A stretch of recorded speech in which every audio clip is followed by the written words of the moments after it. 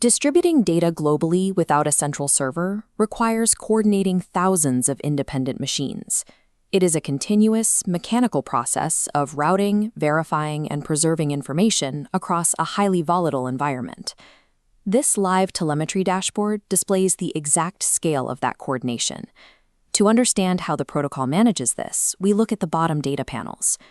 The network currently holds 19.93 terabytes of raw data, but only 2.85 terabytes of that is unique content. That delta represents the exact amount of replication required to keep data alive.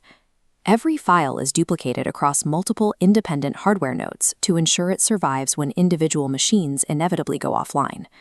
This introduces the core engineering challenge. The protocol must guarantee seamless storage while relying on nodes with highly asymmetric reliability and varying hardware limits. To function at scale, the architecture must survive specific everyday failure states, from uploads stalling midway, to unexpected node restarts, to operators running out of space. Look at the far right panel showing the network average trust score.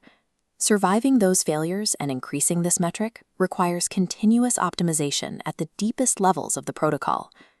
By deconstructing the latest updates to the Autonomi protocol, specifically how it tightens payment loops and institutes deep check auditing, we can see how this network integrity is engineered.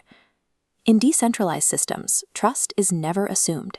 It is mechanically maintained and continuously proven through mathematics. We start with the user experience of getting data onto the network via the V2 Merkle upload process. Trustless uploads split the action into two sequences, routing to a storage node, data and payment. Standard paths are vulnerable. Early token approvals tie up resources before data transfers finish. Now, the protocol holds back approval until data payment is finalized. This timing relies on quote freshness. Instead of querying a node's neighbors to verify a quote, the protocol now judges freshness entirely on the node's own stored state.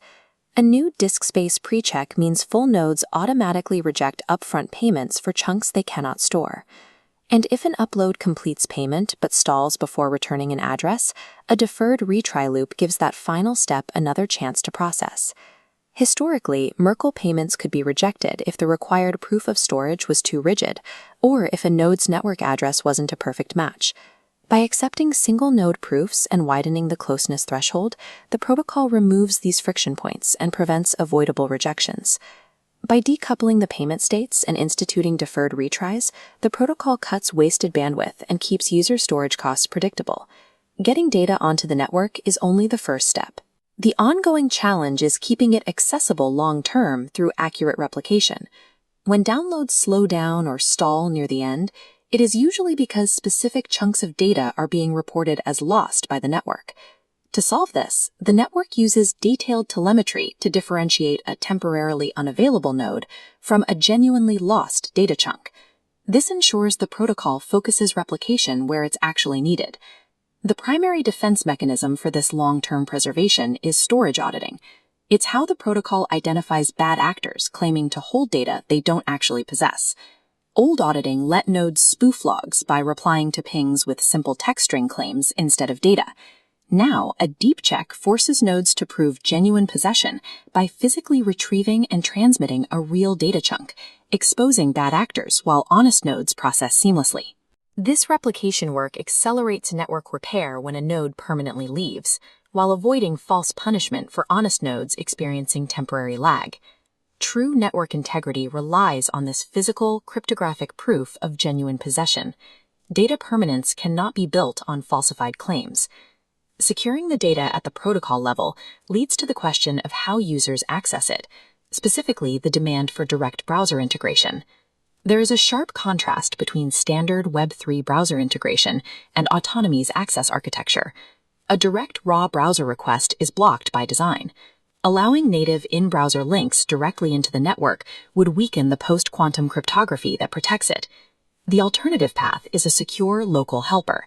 It bridges the gap by safely rendering the links locally, keeping the protective layers intact. Maintaining post-quantum protections requires a level of cryptographic overhead that current browsers cannot support natively. By using a local helper, the protocol ensures security is enforced at the user's edge rather than being compromised for convenience. With a fully audited, post-quantum foundation in place, the practical application layer is already functioning on top of it. The reading room provides evidence of this permanent data infrastructure doing what it was built for. Over 150 academic papers are now stored and served entirely peer-to-peer. They are readable directly from the network without relying on centralized, contract-dependent infrastructure. Beyond human users, the infrastructure is supporting non-human use cases, like autonomous agent-to-agent messaging.